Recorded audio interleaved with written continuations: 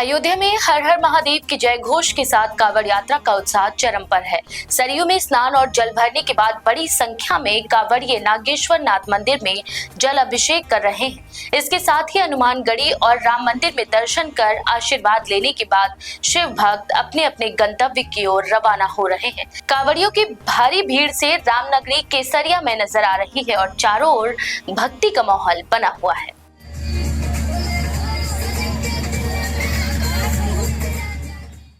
बस्ती railway station आज हमारा 10 साल हो गया है और हम ऐसे ही जाते हैं। हर हर महादेव यात्रा को आप पूरा करेंगे। पैदल यात्रा, रास्ते में तमाम कठिनाइयां आती हैं, कैसे पार करते हैं? सब महादेव का कृपा है, ऊपर वाला है महादेव मेरा। सरयू नदी में स्नान किए हैं। 3 दिन की यात्रा वेगदर्शनाथ जा रहे हैं हम लोग दर्शन करने, जल चढ़ाने। कितना उत्साह है, किस तरह? बहुत उत्साह है जाने के लिए हम लोग को, इसलिए पैदल यात्रा कर रहे हैं हम लोग। कहाँ से आए हैं? हम आए हैं इधर कोहरा बाजार से, परशुरामपुर से। नाम विनय कुमार है।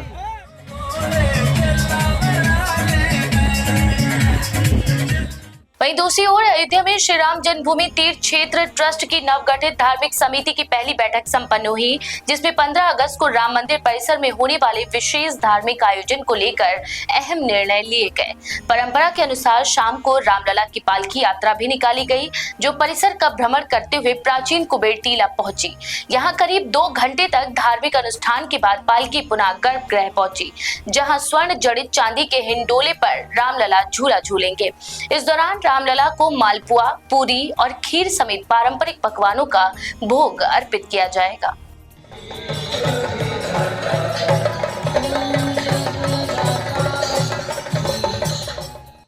ये बैठक कैसी थी आज की बैठक का मूल उद्देश्य था श्रावण झूला जो आगे प्रारंभ होने वाला है, उस झूलन के संबंध में, भगवान के झूलन आदि के संबंध में विचार। आज धार्मिक समिति की पहली बैठक हुई जी ट्रस्ट के साथ। जी क्या क्या इसमें आपको तो ये वर्चुअल बैठक हुई है और सभी लोग उसमें जुड़े थे। स्वामी जी श्री गोविंद देवगिरी जी महाराज का जो निर्देश था उसके अनुसार तो निर्णय उसमें यही हुआ कि भगवान जो रामलला हैं उनका झूलनोत्सव अयोध्या की परंपरा के अनुसार विधि पूर्वक मनाया जाए। कुबेर टीला जहाँ वृक्ष भी है, भगवान दिव्य झूले में वहाँ पधार करके और सबके साथ वहाँ साजबाज से जाएंगे। उनका जो उत्सव है यानी गान बजान है वो परंपरागत अयोध्या की परंपरा से होगा। दूसरा उसमें यह है कि पुजारियों के लिए व्यवस्था की गई है, कुछ निर्धारण है, तो वो भी साथ ही साथ है। भगवान के भोग राग की जो व्यवस्था है, भोग में जो दिव्य परंपरागत पकवान हैं जैसे मालपुआ है, पूड़ी है, खीर है, ये हम लोगों के यहाँ नियमित 15 दिनों तक चलते हैं, यानी 14 दिनों तक, तो वो भी वहाँ निर्धारित किया गया कि चलेंगे।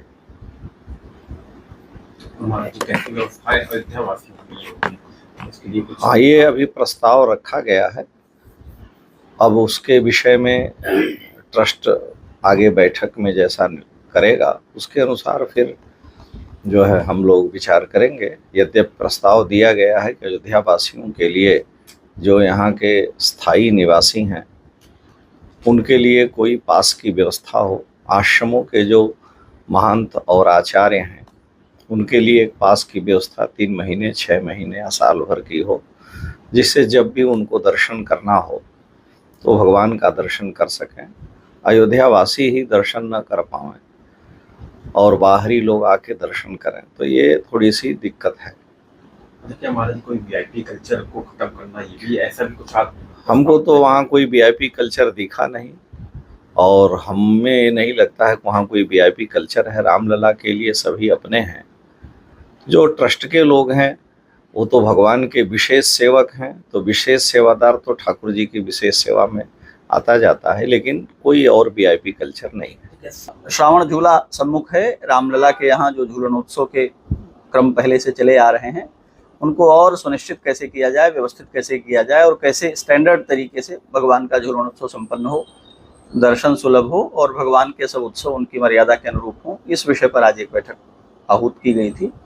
और उसमें सभी पूज्य महापुरुषों ने, पूज्य स्वामी गोविंद देवगिरी जी महाराज ने, युग पुरुष स्वामी श्री परमानंद जी महाराज ने, उडुपी से पूज्य स्वामी जी महाराज ने, पूज्य श्री कमल नयन दास शास्त्री जी महाराज ने, पूज्य श्री अधिकारी जी महाराज ने और श्री रामकुंज के श्री महाराज जी ने प्रतिभाग करके उस पर जो विमर्श था वो रखा। मुख्य ये एक तो परंपरा से अभी तक शुरुआती दिन होने के कारण श्री रामलला पंचमी से पूर्णिमा तक श्रावण में झूलते थे।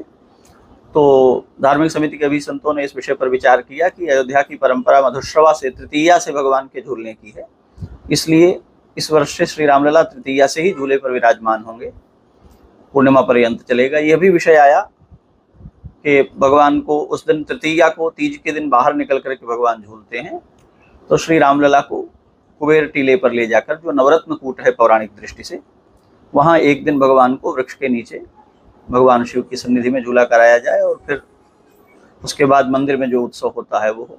एक विशेष प्रसन्नता की बात यह है कि पूज्य श्री अधिकारी जी महाराज ने ये प्रस्ताव किया और इसको सबने पसंद किया, सराहा और ये बात स्वीकार की गई कि केवल संध्या के 2 घंटे 3 घंटे भगवान झूले पर न रहें, बल्कि श्री रामलला मधुर सरकार जो हैं वे पूरे दिन ही श्रृंगार आरती के बाद से दिन भर झूले पर दर्शन दें। तो झूले के सावन के दिनों में जो भक्त दर्शन करने आते हैं वे झूला बिहारी भगवान के दर्शन कर सकेंगे।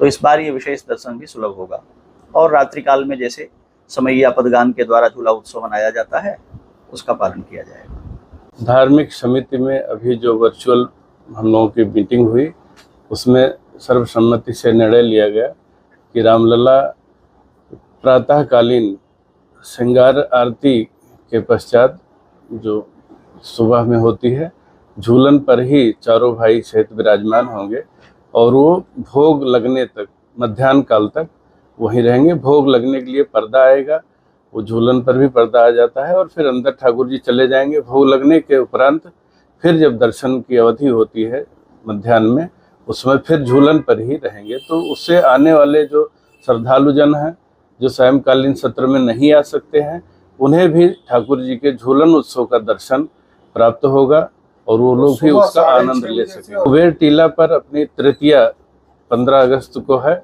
उस दिन सायंकाल में ठाकुर रामलला उत्सव के निमित्त वहाँ पधारेंगे और वहाँ के उत्सव के उपरांत फिर यहाँ आ जाएंगे और नियमित यहाँ दर्शन 15 अगस्त से लेकर के और आने वाले 28 अगस्त तक लगातार उत्सव सायंकाल में होगा।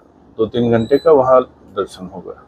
ये भी प्रस्ताव रखा गया है कि जो संत जाना चाहें वो अपने आने के पूर्व सूचना कम से कम 1 दिन पहले बता दें। तो वहाँ जो अधिकृत लोग हैं, हमारे आचार्य इंद्रदेव जी हैं, उनको बताएंगे तो वो सारी व्यवस्था करेंगे, उन्हें आदरपूर्वक ले जाकर वहाँ बैठा के और दर्शन सुगमता से हो सके ऐसा पूरा प्रयास करेंगे। और ट्रस्ट ने और धार्मिक समिति ने भी आचार्य इंद्रदेव जी को अधिकृत किया है कि जो साधु संत यहाँ के या सम्मानित जन हैं आने वाले, उनकी पूर्व सूचना आ जाए तो उनकी व्यवस्था करें वहाँ पर। और वेश विन्यास का ध्यान रखा जाए, उसके लिए सिल्क के वस्त्र, पीत वस्त्र में अपने ड्रेस में रहेंगे, बिना सिला हुआ कपड़ा पहनेंगे और ऊपर उत्तरीय धारण करेंगे।